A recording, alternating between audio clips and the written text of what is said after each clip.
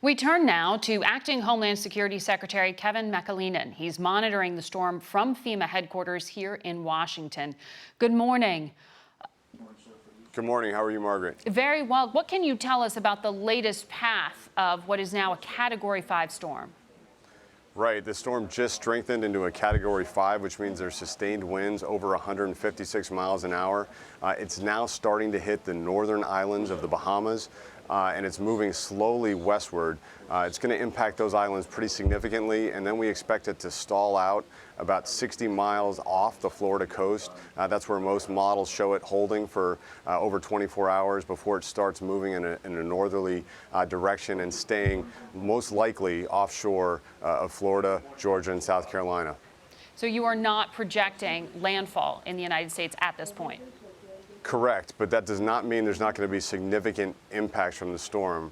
We expect to see hurricane-force winds lashing the coastline of Florida as soon as Tuesday. We expect a storm surge that's going to be significant and concerning, as well as a prolonged rain event as the storm makes its way north. How often are you briefing the president on this? Regularly. I briefed him yesterday afternoon. He's going to be here in a few hours with other partners from the cabinet to talk about our preparation. So it's a constant cycle, and you can hear we've got a very busy operations floor behind me at the National Response Coordination Center with the entire federal government response effort being coordinated with over 200 professionals trying to be as prepared as possible for any contingency with this storm.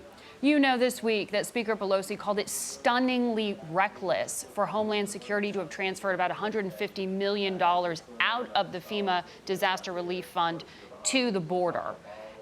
Are you looking at freezing these funds? I mean, how do you respond to this criticism?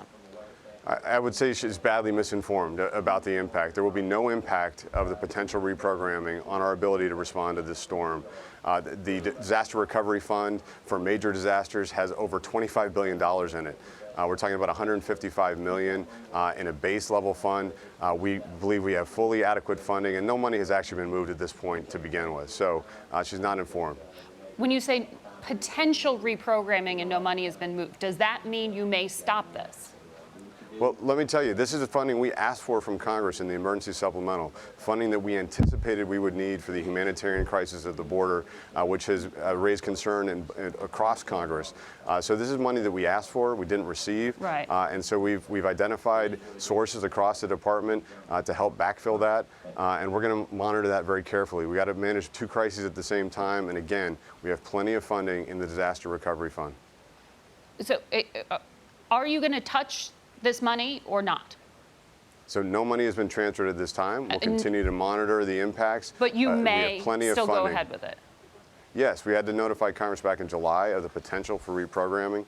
We do have an ongoing border security and humanitarian crisis, and that funding was identified as critical to manage that as well. So no operational impact, no preparedness impact for you. You can say that None unequivocally. whatsoever. None whatsoever. I can say that unequivocally. The Washington Post and the New York Times, I'm sure you saw this week, had stories that the president had ordered some land seizures to build his border wall. Is that what you're looking at, land seizures? So we're building the wall consistent with federal law. We have a waiver authority for construction, for environmental laws and other laws. We also have the ability for federal government to buy land, and that goes through a regular process through the courts, and that's how we're proceeding. We've been purchasing land for additional border barrier for many months now, and that's how we intend to continue progress. Because you know that one of the concerns and criticisms Democrats are raising is that you are going to be so focused on immigration and the border that it will distract you from the other duties involved with your job, including hurricane response, disaster response. How do you respond to that? So I'm not distracted, and I can assure you the FEMA leadership here is not distracted. We have hundreds of professionals who have tremendous experience in monitoring and responding to storms, and they're doing their job right here behind me right now, and I'm here supporting them. We have a multi-mission focus always at the Department of Homeland Security. We're working on the transportation security side. We're working on responses to domestic terrorism incidents. So we have a lot going on at the department, and we're going to stay focused on all those missions in support of the protection of the American people. So how should people be prepared in the zones you are watching right now for this hurricane? So they should be listening to their state and local emergency managers and following their instructions. If there's a mandatory evacuation order, they need to respond immediately. If there's a voluntary evacuation order, they should consider it.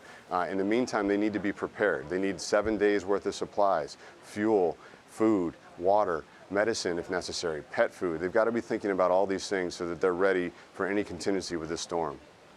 And those are in the zones you highlighted earlier.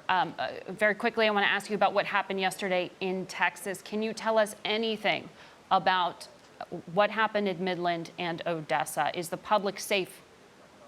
So we're following that incident very closely. It's way too soon in the investigation to jump to any conclusions about what happened or the motivations or why, but we're supporting our state and locals, and our heart goes out to the victims and their families. All right. Good luck with the response today. We will be tracking the storm as well. We'll be back in 1 minute with a lot more Face the Nation. Don't go away.